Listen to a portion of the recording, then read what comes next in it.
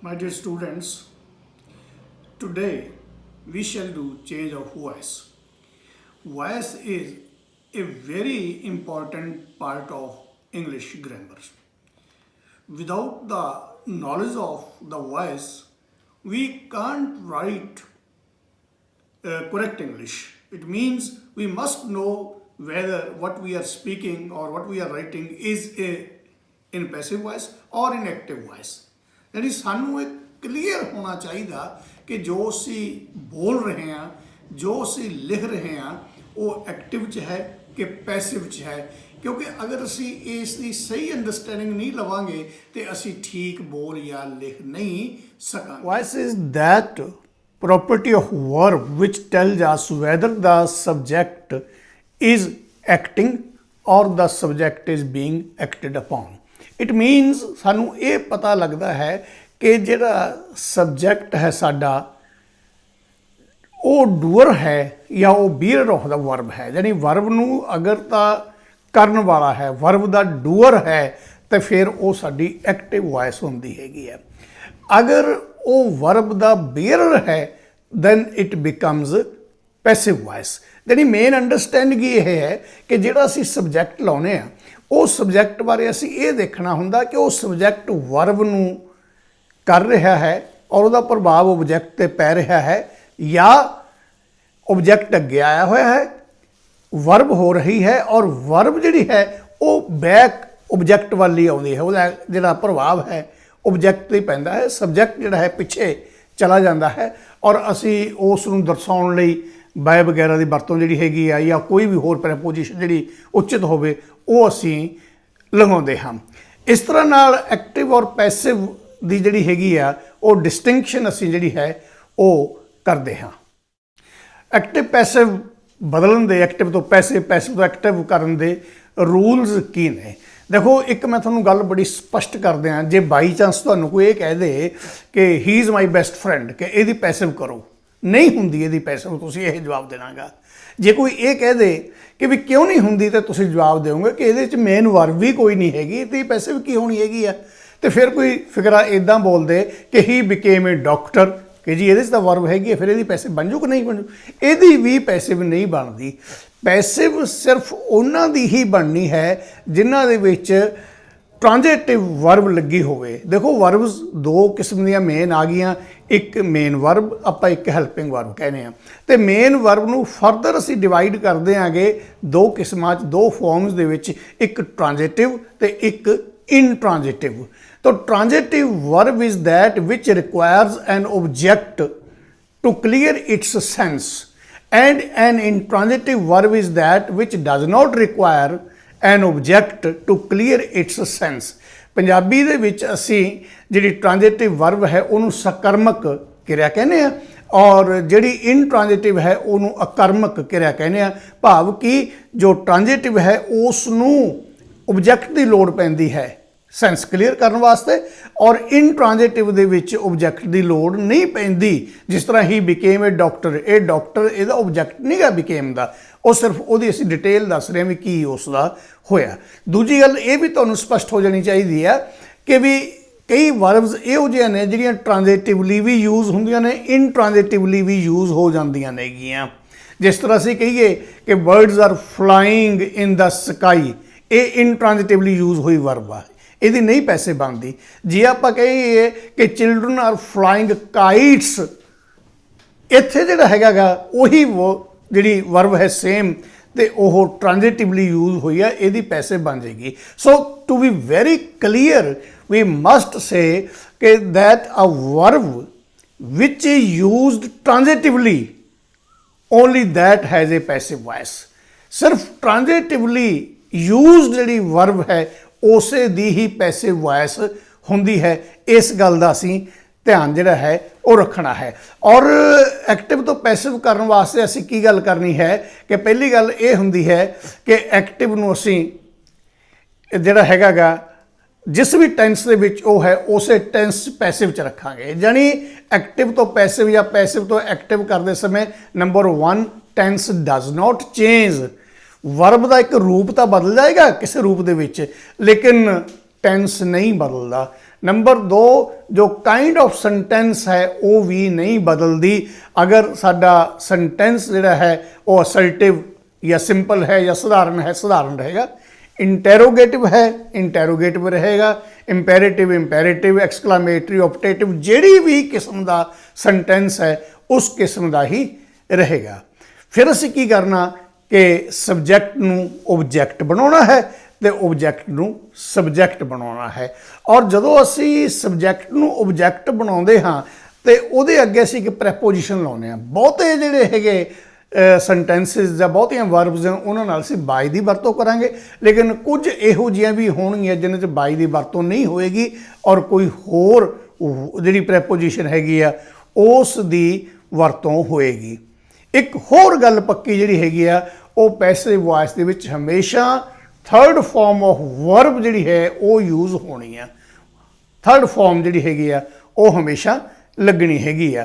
तो जे तुसीं संखेप दे विच एक नियम पक्का याद रख लो तो कदे तुहाडी वॉइस जिहड़ी हैगी आ चेंज ऑफ वॉइस जो है ये गलत नहीं होएगी। रूल की है कि in every passive voice sentence one of the to be forms of verb is used. To be forms किहड़ियां ने? Is am are, was were, be being been. I repeat, is am are, was were, be being been plus third form of verb ਇਹ ਜ਼ਰੂਰ ਲੱਗਿਆ ਹੋਏਗਾ passive voice ਦੇ ਵਿੱਚ ਔਰ ਇਹੀ ਸਾਡੀ ਪਹਿਚਾਣ ਹੋਏਗੀ। ਕਦੇ ਇਹ ਨਹੀਂ ਕਹਿਣਾ ਜੇ ਪੁੱਛਿਆ ਜਾਵੇ ਕਿ ਪੈਸਿਵ ਵੌਇਸ ਦੀ ਕੀ ਪਹਿਚਾਣ ਆ ਕਿ ਜੇ ਉਹ 'ਚ ਬਾਈ ਲੱਗਿਆ ਹੁੰਦਾ ਜਾਂ ਕੋਈ ਹੋਰ ਲੱਗਿਆ ਹੁੰਦਾ, ਬਾਈ ਐਕਟਿਵ 'ਚ ਵੀ ਲੱਗਿਆ ਹੋ ਸਕਦਾ ਔਰ ਪੈਸਿਵ ਜਿਹੜਾ ਹੈ ਉਹ ਵੀ ਬਾਈ ਤੋਂ ਬਗੈਰ हो सकता हैगा गा। इस करके असी वर्ब देखांगे कि इज एम आर नाल थर्ड फॉर्म है, वाज वर नाल थर्ड फॉर्म है या बी बीइंग बीन इन्हां चों कोई लग्या होया एक लग्या होवे थर्ड फॉर्म होवे ते साडी ओह पैसिव वॉइस होएगी। तो इदां ही असीं पैसिव तो एक्टिव करांगे उल्टा के वर्ब नूं ओही टेंस असीं कर देवांगे। हुण आपां सब तो पहलां प्रेजेंट इनडेफिनिट टेंस दी पैसिव वॉइस बनावांगे। तुहाडे याद होएगा कि प्रेजेंट इंडेफिनिट टेंस ਦੇ ਵਿੱਚ ਅਸੀਂ ਵਰਬ ਦੀ ਫਸਟ ਫਾਰਮ ਯੂਜ਼ ਕਰਦੇ ਹਾਂ ਜਾਂ ਫਸਟ ਫਾਰਮ ਨਾਲ ਐਸ ਜਾਂ ਈ ਐਸ ਲੱਗਿਆ ਹੁੰਦਾ ਸਬਜੈਕਟ ਦੇਖ ਕੇ। ਅਗਰ ਥਰਡ ਪਰਸਨ ਸਿੰਗੂਲਰ ਸਬਜੈਕਟ ਆ ਚਾਹੇ ਨਾਊਨ ਆ ਚਾਹੇ ਪ੍ਰੋਨਾਊਨ ਆ ਤੇ ਉੱਥੇ ਵਰਬ ਦੀ ਫਸਟ ਫਾਰਮ ਨਾਲ ਐਸ ਜਾਂ ਈ ਐਸ ਜਾਂ ਆਈ ਈ ਐਸ ਲੱਗਿਆ ਹੁੰਦਾ ਗਾ। ਔਰ ਜਿਹੜੇ ਬਾਕੀ ਸਬਜੈਕਟਸ ਨੇ ਆਈ ਵੀ ਯੂ ਦੇ ਔਰ ਆਲ ਪਲੂਰਲ ਨਾਊਨਸ ਉਹਨਾਂ ਨਾਲ ਵਰਬ ਦੀ ਫਸਟ ਫਾਰਮ ਲੱਗੇ ਹੁੰਦੇ ਸਿਰਫ। अगर नैगेटिव सेंटेंसिस ने उन्हां च डज नॉट या डू नॉट, अगर इंटैरोगेटिव ने तो डू या डज जो है वो सबजैक्ट के अगे आ जाता है। जब असीं इन्हां नूं पैसिव करांगे तो असीं इज एम आर ला के वर्ब की थर्ड फॉर्म जिहड़ी है वो ला देंगे। हुण इहदे थोड़े जे सेंटेंस देखो। असीं कहने आ कि ही हैल्प्स मी, ही हैल्प्स मी तो असी पहला ऑबजैक्ट नूं सबजैक्ट बना लिया। आई एम, आई नाल एम लगदा, I am helped by him, I am helped by him. Does she write a letter, interrogative आ गया। Is a letter written by her, is a letter written by her. They don't kill a tiger, negative आ गया। They don't kill a tiger, a tiger is not killed, is not killed by them. Why do you say it? Why do you say it? Interrogative है। Why उस तरह रहेगा। Why is it said by you?